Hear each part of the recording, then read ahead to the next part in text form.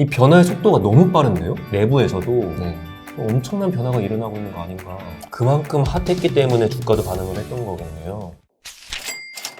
네. 안녕하십니까. 네, 머니 방대의 슈퍼 개미를 꿈꾸는 송준영 기자. 네, 여러분들의 가려운 것을 긁어드리는 효자종 기자 이용우 기자입니다. 새해가 밝았습니다. 네. 먼저 인사를. 네, 새해 복 많이 받으십시오. 네. 날씨와는 정반대로 너무 뜨겁네요. 뭐가 뜨겁니다. 아니 무슨 코스피가 저희가 작년에 그 영상 네. 찍었을 때 뭐 3,080 뭐 이런 얘기는 나왔었는데 뭐 한 달 만에 그냥 3,100을 그냥 넘겨버리더라고요. 와, 깜짝 놀랐어요. 삼성전자 뭐 고만전자 됐잖아요. 네, 이렇게 많이 올 줄 몰랐는데 특히 관심이 끌었던 게 네. 현대차입니다. 하루 걸러서 뭐 20% 가까이 오르고 아니, 그렇게 큰 종목이 어떻게 그렇게 뛰나요? 그러니까요. 이게 정말 쉽지 않거든요. 네네. 도대체 무슨 일이 있었기 때문에? 그러니까요. 그래서 오늘은 애플과 손잡는 현대차, 코스피의 테슬라 될까 이야기를 나눠보도록 하겠습니다.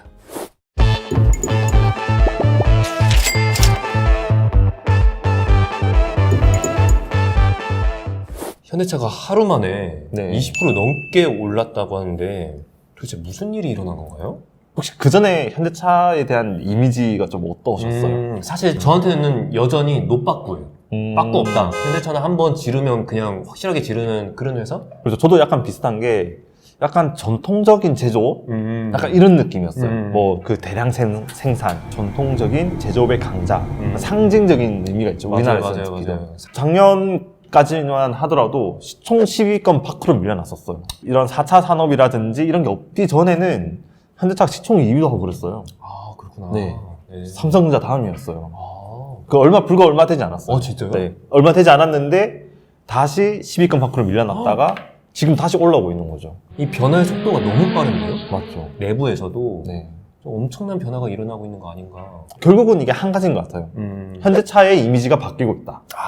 그렇죠. 네. 과거 제조업의 어떤 강자가 아니라 새로운 4차 산업의 천병이 될 수 있는 새로운 뉴 모빌리티의 어떤 앞서 나가는 그런 기업. 특히 더 눈여겨봐야 될 게 바로 오늘 이야기할 애플입니다. 이게 가장 핫한 것 같아요. 이게 가장 핫해요. 지금 애플이랑 현대차가 우리 같이 일하겠다 확정된 건 아니고 조별 공시가 올라왔는데 이야기는 왔다 갔다 하고 있다. 네. 이 정도 수준이거든요. 옮겨가고 있는 패러다임 변화가 일어나고 있거든요. 네네네. 전기차, 네. 친환경차, 그리고 자율주행차.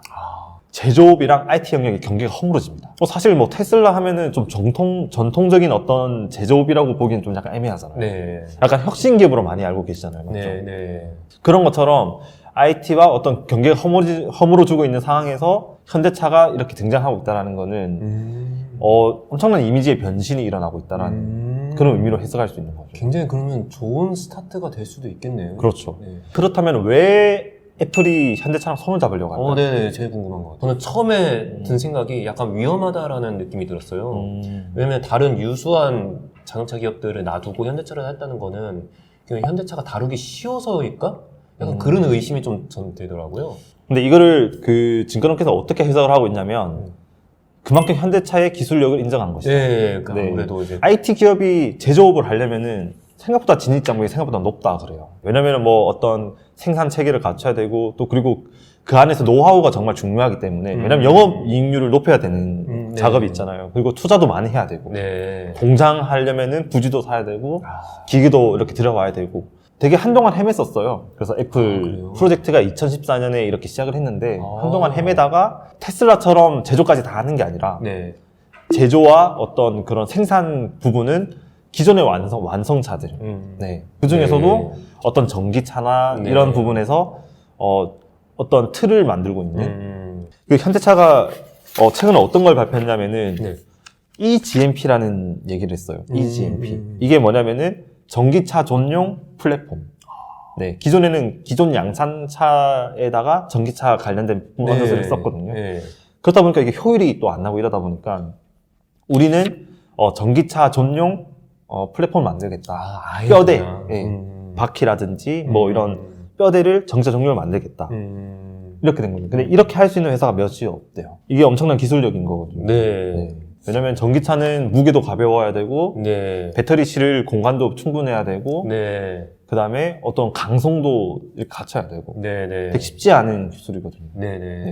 그래서 이런 걸 이용하고 싶어 하는 거죠. IT 업체에서는. 반도체를 좀 예를 들면은 파운드리라고 있어요. 파운드리. 네. 삼성전자가 자체적으로 생산한 CPU가 있었고 네. 외부에서 설계를 받아서 또 만들어주는 CPU가 있었거든요. 그런 식으로 약간 진행해 나간다?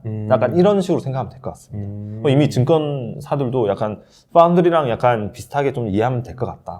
이렇게 말하는 증권사들도 있었고 네. 그런 측면에서 애플이 현대차를 이용할 수 있는 거고 현대차는 어떤 하나의 플랫폼으로서 이런 어떤 수요들을 받아서 생산해주는 그 나름의 또 플랫폼 기업으로서의 어떤 이미지가 변모될 수 있고 수익을 창출할 수 있다는 거죠. 만약에 이게 진짜 진행이 돼서 네. 애플카가 나오면 네, 애플카가 나오는 거잖아요. 그렇죠. 현대차가 나오는 게 아니라 네, 현대한테 손해가 아닐까요? 물론 아까 말씀드린 경쟁을 할 수 있지만 네. 그 생산 단계에서의 어떤 그런 수익을 공유할 수 있는 부분. 네. 아마 이것도 되게 중요할 거예요. 현대차가 어떻게 협성하느냐도 되게 중요한 그럴 것 수 있는 같아요. 게 네. 그냥 단순하게 어떤 기술 공유 없이 뭐 생산만 그냥 딱딱딱 네, 담당하게 맞아요. 되는 위탁업체처럼 그냥 그렇게 가는 게 아닌가. 가는 게 돼버리면은 그러면은 또 그러니까 어떻게 보면 나중에 장기적으로는 안 좋을 수는 있긴 하겠죠. 네. 기존의 전기차랑 IT 기술을 접목한 그 모빌리티를 만들어내는 기술력은 현대가 그냥 자체적으로도 높다는 생각이 들거든요. 네. 잘하고 있는데 네. 굳이 이렇게 애플이랑 손을 잡을 이유가 있을까? 어떻게 보면은 나중에 경쟁차가 될 수 있는 건데. 네, 그렇죠. 애플이 만드는 차랑 현대차가 만드는 전기차랑 어떻게 보면 경쟁 관계가 될 수 있는 거잖아요. 네네네. 그리고 또 애플카가 시장 잠식을 할 수 있는 거고. 그럼 현대차는 손해일 수 있는 거잖아요. 네. 물론 이런 리스크도 물론 없잖아 있습니다. 그럼에도 현대차가 고민해 볼 여지는 좀 있다고 생각을 합니다. 저는 개인적으로. 하드웨어랑 소프트웨어라는 거는 이 합이 되게 중요한 거거든요. 그러면 한번 이렇게 합을 맞추기 시작하면은 앞으로도 계속 맞춰야 되고 약간 그런 문제도 있거든요. 네. 현대차는 기존에 가지고 있는 플랫폼으로 많은 수익을 창출할 수 있다. 그리고 이런 노하우를 또 볼 수 있는 거잖아요, 현대차도. 그렇겠죠. 그런 위험은 없나요? 이게 아무래도 너무 글로벌 기업이잖아요. 네. 구글이나 애플이나 너무 거대하잖아요. 이런 큰 기업들이 네. 현대하고 손을 잡는 게 아니라 결국에는 현대가 이 기업들을 아예 울트라급으로 그냥 키워주고 현대는 잠식돼서 뺏어먹는? 뺏어먹는 약간 글로벌 기업들이 그런 거 잘하잖아요. 약간 이런 위험성은 없나요? 현대도 만만치 만만치 않을까? 그렇게 쉽게 빼먹기는 뭐 쉽지는 맞아요. 않을 거예요. 맞아요. 어떤 그 생산 기술이라는 거는 정말 이거는 쉽지 않거든요. 그냥 음. 공장 하나 세워서 기계 돌린다고 해결되는 게 아닌 거거든요. 네. 의지 한국인이기 때문에 쉽게 안 당합니다. 한국 공시를 보면은 네. 그 현대차가 뭐 좀 약간 여러 군데에서 좀 이런 오퍼를 좀 받았나 보더라고요. 네. 그런 뉘앙스로 얘기를 했기 때문에 지금 약간 짝짓기를 열심히 하고 있는 그런 상황이라고 보시면 될 것 같아요. 제일 궁금한 거. 현대차를 네. 지금이라도 사야 될까요? 요 시점부터 이제 현대차를 들어가는 게 맞을까요? 아니면 조금 더 그냥 좀 지켜봐야 되는 건가요? 현대차가 이 패러다임 시프트가 일어나는 상황에서 과연 어떤 위치에 있을 것인가. 애플카에 대해서 협력을 할 수 있다라는 그런 이야기가 나오고 있는데 실제로 할 것인가. 그리고 하게 되는데 어떤 방식으로 하게 될 것인가. 납품 회사로 전락할 것인가. 네. 아니면은 김 빠지죠, 그러면. 그렇죠. 그런 김 빠지죠. 이 애플 관련된 이슈가 나오기 전에는 현대차의 목표 주가를 내린 증권사도 있었어요. 이 기대 심리가 실제 실현되는 기업들은 더 많이 조명받을 것이고 네. 실현되지 않는 기업은 엄청 많이 떨어질 거거든요. 이 부분을 좀 주의하셔야 되는 게 테슬라도 적자 기업 이거 막 잘 안 팔리고 이랬을 때는 의구심이 많았잖아요. 네. 근데 지금 이렇게 주가가 많이 오르는 거는 실적이 그 정도로 나오지는 않지만 이 기대가 현실로 바뀌고 있는 상황에서 네. 그래서 많이 오른 거거든요. 네. 근데 현대차도 이런 미래의 어떤 모빌리티의 강자가 될 수 있다라는 것을 점점 더 앞으로 증명해 나간다면 그러면은 되게 좋은 투자가 될 수 있는 거고 뭐 새로운 이미지 변신을 통해서 엄청난 수익을 내는 것을 현실화한다면은 테슬라의 어떤 그런 질을 국내 증시에서 따라갈 수도 있지 않을까? 왜냐면 네. 그런 기업이 없거든요, 국내 증시는 지금. 네네네. 네. 그럼 현대차가 네. 테슬라처럼 그렇게 잠재력을 가진 회사가 될 수 있을까요? 지금 그 현대차의 좀 전기차 판매 현황을 좀 보면은 네. 작년 11월까지 한 7만 대? 이 정도 많이 팔았다고 하더라고요. 그리고 테슬라 같은 경우는 작년에 아마 연간으로 해서 아마 이게 49만 대? 네. 많이 팔았네요. 아마 전기차 기준일 거예요. 네. 그래서 이렇게 보면은 생각보다 아직까지는 격차가 있죠. 네. 근데 현대차가 2023년, 2025년, 2028년 이렇게 해서 뭐 50만 대, 100만 대를 목표로 하고 있기는 해요. 아, 네. 네. 현대차가 이 GMP라는 그런 전기차 전용 플랫폼으로 만들어 보인다면은 뭐 테슬라에 뭐 가까운 그런 판매량만 가져가더라도 엄청난 재평가가 일어나지 않을까. 네. 네. 그리고 무엇보다 현대차가 지금 이걸 너무 잘 알고 있어요. 지금 그렇죠. 뭐 전기차라든지 이 패러다임 시프트에 대해서 너무 뼈저리게 느끼고 위기감을 느끼고 있는 단계란 말이에요. 그래서 뭐 어떤 뭐 로봇 관련된 투자도 하고 있고, 네. 그리고 뭐 전기차 관련돼도 이렇게 빡세게 투자를 하고 있는데 이런 것들이 과연 글로벌 시장에서 통할 것인가? 네. 그걸 한번 지켜보시면 좋을 것 같습니다. 네. 네. 지금 증권사들도 그 보면은 네. 그 목표 주가를 높이고 있어요. 아, 그래요. 지금 오늘 기준으로 한 27만 원, 26만 원 이 정도 됐는데 오. 가장 많이 나온 게 삼성증권이었나요? 삼성증권에서 32만 5천 원. 와. 네.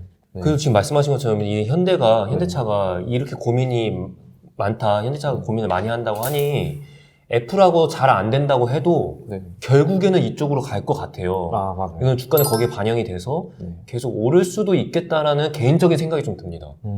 항상 저희가 지나고 난 다음에 그때 살 걸. 아, 항상 그렇죠. 이런 얘기를 많이 하잖아요. 네. 테슬라도 마찬가지였거든요. 테슬라가 뭐 되게 주가가 오르는 그 상황에서도 한참 뒤에 또 오르긴 하더라고요. 네네. 근데 이 성장성이라는 거는 또 양날의 칼이어서 이 성장성이 한번 무너지면은 그 내려가는 속도는 올라가는 속도보다 더 빠를 거예요.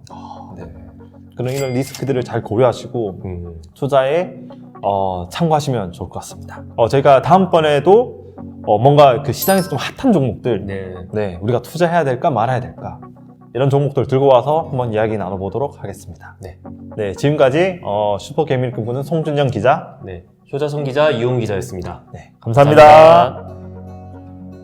구독과 좋아요 부탁드립니다.